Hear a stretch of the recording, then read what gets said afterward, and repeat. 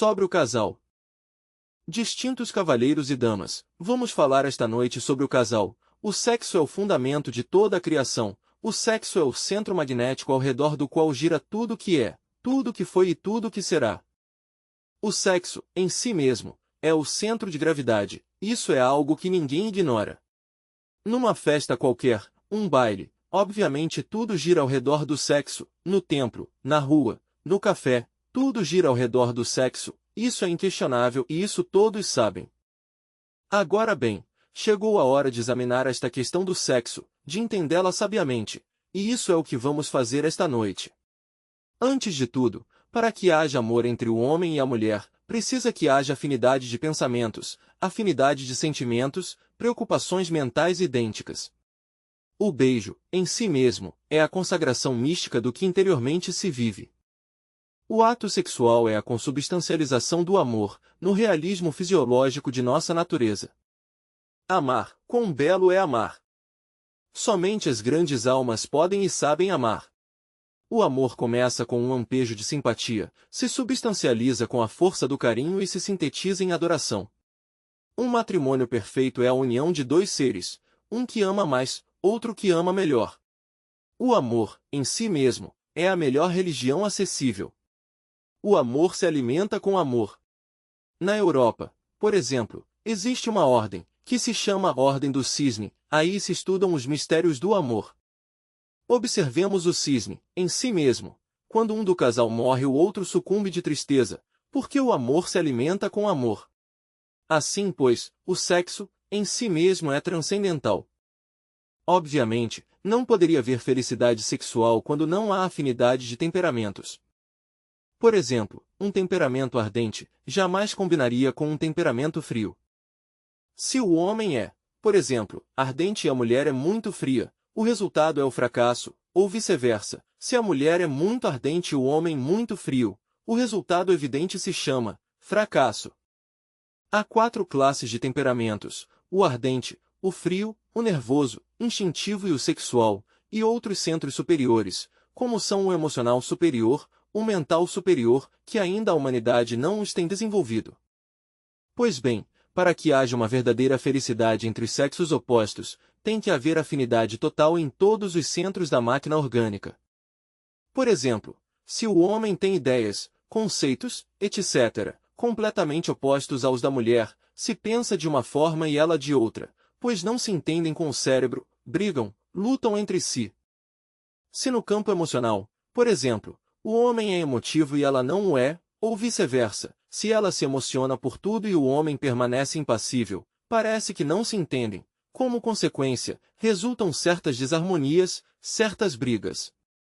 Quanto ao centro motor ou terceiro centro, hei de dizer que aí estão nossos hábitos. Muitas vezes o homem tem certos costumes, a mulher resulta com costumes completamente distintos, que os aprendeu em casa, que lhe ensinaram seus familiares, etc. E então, pois não se entendem de maneira nenhuma, brigam por isso. Quanto ao centro instintivo, nada temos a dizer, no entanto, há quem se deixe levar por baixos instintos e prejudique a felicidade de seu lar. O centro sexual, em si mesmo, é o mais importante. Há homens que não se entendem com a mulher sexualmente, ainda que se entendam com ela emocionalmente ou ainda que se entendam intelectualmente. Mas resulta que no ato sexual não podem se entender, resultado, é o mais espantoso fracasso. O centro sexual, em si mesmo, é o centro mais veloz que temos na máquina orgânica. Para compreender outra pessoa, do ponto de vista intelectual, tem que observá-la, tem que estar estudando-a, etc., etc., etc. Para compreendê-la emocionalmente, somente, pois, nas festas, nos grandes acontecimentos, e isso, não por completo. Este centro do sexo é veloz, em milésimos de segundo, o varão sabe se a mulher é afim com ele ou não, isto é, se gosta ou não gosta, e ela, por sua vez sexualmente, sabe quando realmente gosta ou não gosta, instantaneamente, em questão de segundos. É um centro realmente demasiado rápido.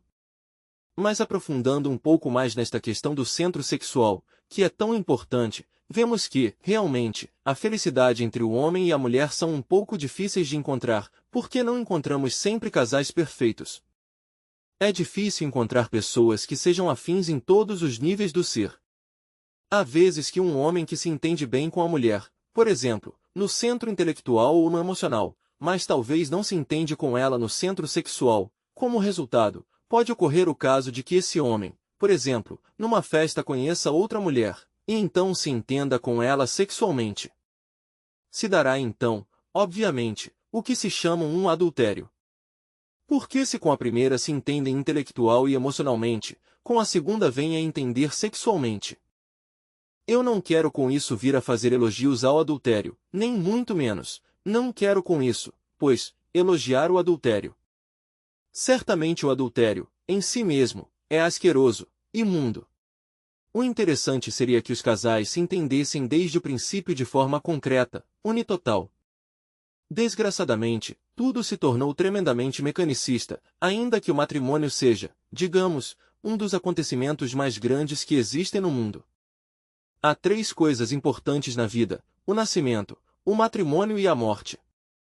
Jamais deveria um varão tomar por esposa uma mulher que não lhe corresponde em espírito, e se é uma mulher, nunca deveria tomar por marido outro homem, se espiritualmente não lhe convém. Desafortunadamente, as palavras de compreensão nisso das relações entre os sexos morreram.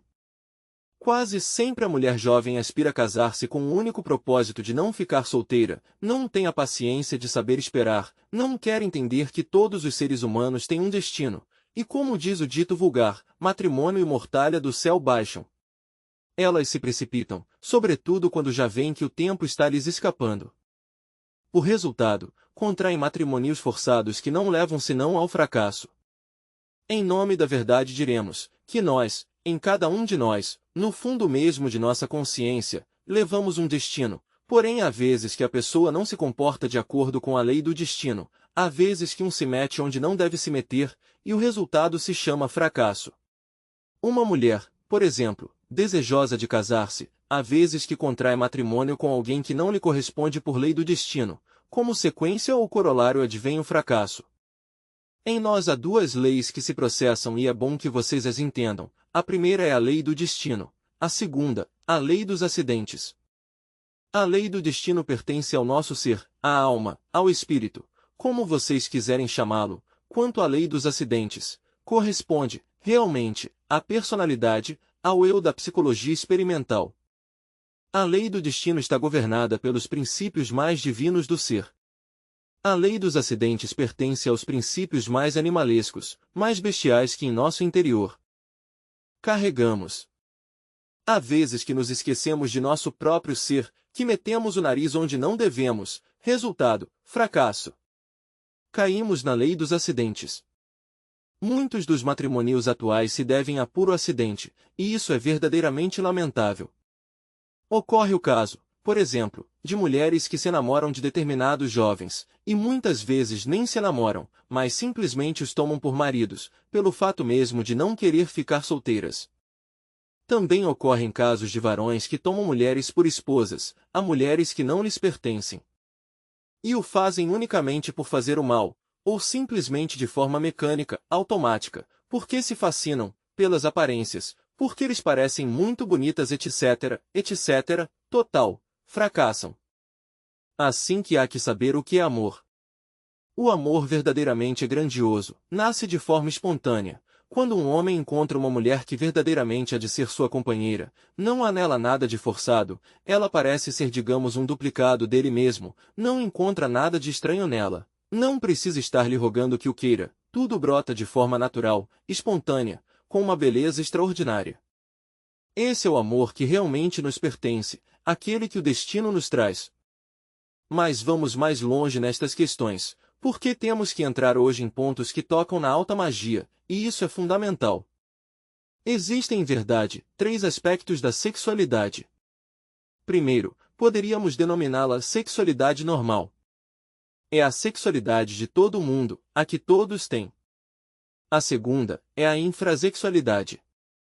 Cabibalistas antigos dizem que Adão tinha 2 esposas, Lilith e Naema. Lilith, a mãe de todos os abortos e fracassos, e Naema terrivelmente maligna. Temos, em verdade, dentro do espaço psicológico de cada qual duas esferas infrasexuais, a de Lilith e a de Naema. O que entendem por esfera de Lilith? A doutrina aquela onde vivem as pessoas, digamos, demasiado anormais, os homossexuais, as lésbicas, os pederastas, masturbadores, etc., etc., etc. Também encontramos nessa esfera as pessoas, por exemplo, drogados, que tomam remédios para abortar, etc. E hoje em dia, desgraçadamente, o aborto está se tornando mais comum que lavar as mãos, tudo com o visto bom da ciência oficial. Também na esfera da infrasexualidade encontramos nós aqueles homens que se dizem muito machos, que têm 6, 7 mulheres, que presumem de haver engendrado uns 15 a 20 filhos e ainda mais. Obviamente, eles se creem muito humanos, mas em verdade são infrasexuais. Antes de poder entrar na esfera mais elevada, que é a da suprasexualidade, é necessário, antes de tudo, possuir a sexualidade normal, a de toda pessoa normal. Na sexualidade normal, a gente se reproduz normalmente sem abuso de nenhuma espécie. O varão de sexualidade normal cumpre suas funções de forma natural, é a isso que se chama sexualidade normal, não cair jamais no abuso, etc., etc., etc. Mas a sexualidade normal unicamente serve os interesses da natureza. Quero que vocês saibam em nome da verdade, que cada um de nós é uma máquina orgânica posta ao serviço de